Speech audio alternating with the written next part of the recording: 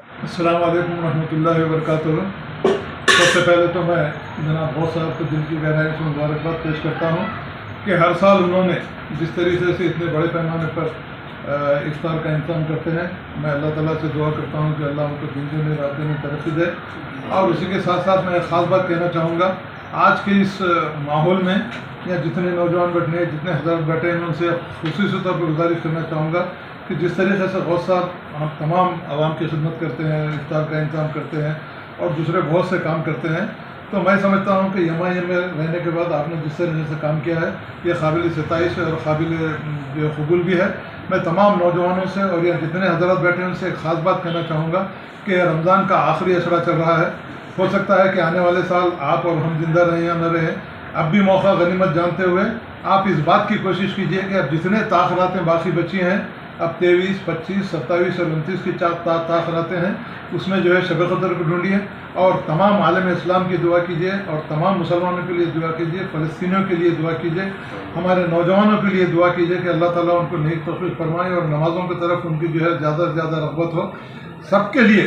अपने माँ बाप के लिए। और ख़ास तौर से एक बात कहना चाहूँगा कि एक रमज़ान के आखिरी अशरे में अपनी मग़फ़िरत की दुआ मांगिए, अपने गुनाहों की दुआ मांगिए, ताकि अल्लाह ताला हमको हमारी दुआओं को कबूल करते हुए आने वाले साल हो सकता है कि शमशाद क़ादिरी रहे या न रहे, गौस साहब रहे न रहे, ताहिर साहब रहे न रहे, मेरी अल्लाह ताला से दुआ है कि अल्लाह ताला आपको, हमको, तुमको, तमाम मुसलमानों को इस बात की तौफ़ीक़ दे कि रमज़ान के पूरे रोज़े रहते हुए, तरावी का इंतज़ाम करते हुए, तमाम तिलावत कुरान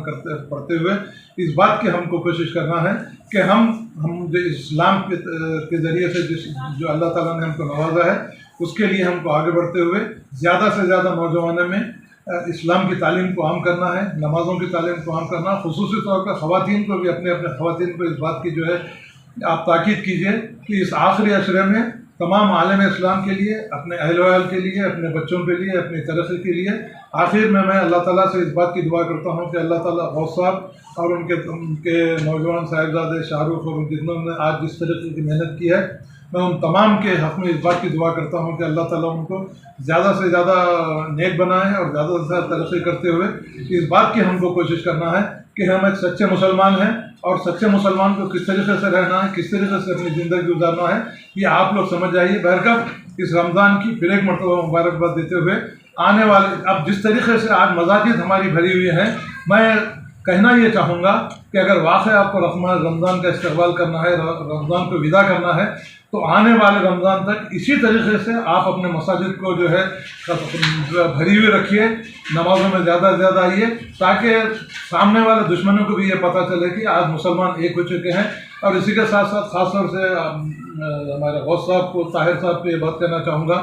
कि ये जो वक्फ़ की ज़मीनों पर जो है कब्ज़ा किया गया है सेंट्रल गवर्नमेंट की जानिब से, आप तमाम की, अब हमारी ये तमाम की जिम्मेदारी है कि ये नशिस्तन मुफ्तन बर्खास्तन ने अब हमको